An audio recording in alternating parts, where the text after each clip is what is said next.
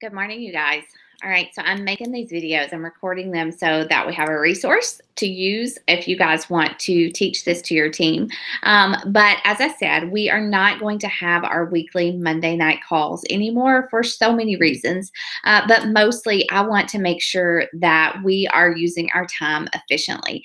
And I think that instead of taking time away from our families, I think that we can do these trainings in our challenge in our coach group and really get a lot out of it and have this resource to go back to. So if you guys have any ideas, any topics that you want me to cover, or that maybe even you want to cover in these weekly series, please let me know. I would love that.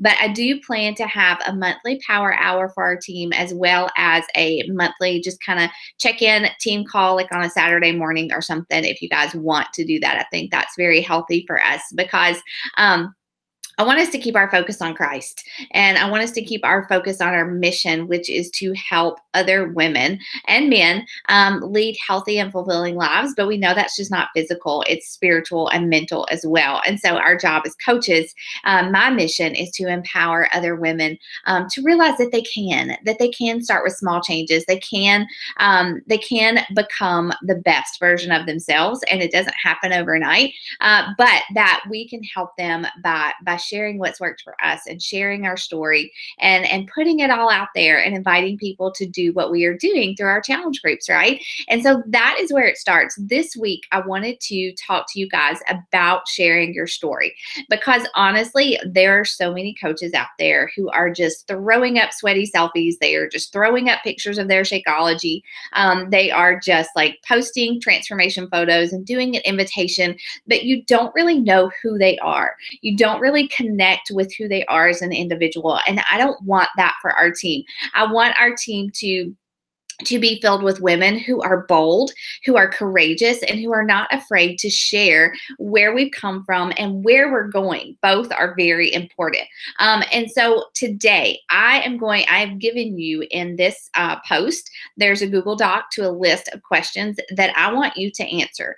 Because like I said, if you're just throwing up sweaty selfies and saying, I did my workout today, I did a little obsessed, I did 21-day fix, and that's it, people are going to scroll on past it. And yes, while that may be motivating to someone who wants to get up and work out, it's got to go deeper than that. I truly believe that it has to go deeper than that.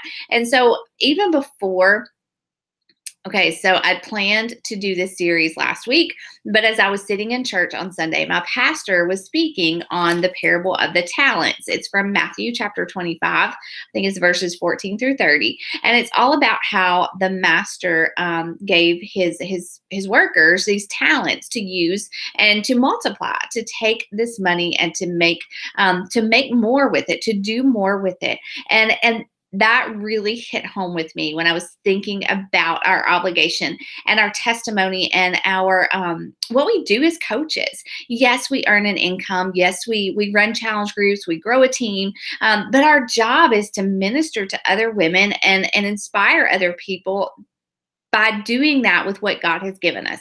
And part of that is our story. Part of that is our talents and our gifts that you may not even realize that you have yet. I know as a new coach, I didn't see myself as capable of any of this. Like whenever I started posting, that was the most intimidating thing that I had ever done in my whole life. And so I get it. I get where you're at if you're struggling with that, but it helps to know who you are, to know what your story is, and to start sprinkling that into your posts. Okay. So going back to that parable of the talents from Matthew, there are a few things I want to stress when you're looking at that. I hope you go and read that. But one, it is that we are, as Christian women, if you are a follower of Christ, we are to work using our talents to honor and glorify God. And I think that I can do that I am doing that through this coaching opportunity. I think more than anything that I have ever done in my life, aside from being a parent and a wife, like I am using my talents to honor God. Yes, I'm growing a business. Yes, I'm becoming a successful coach, but I believe that God is blessing that in my life. So we are to use our talents to honor God. And I think this is an awesome opportunity to do that.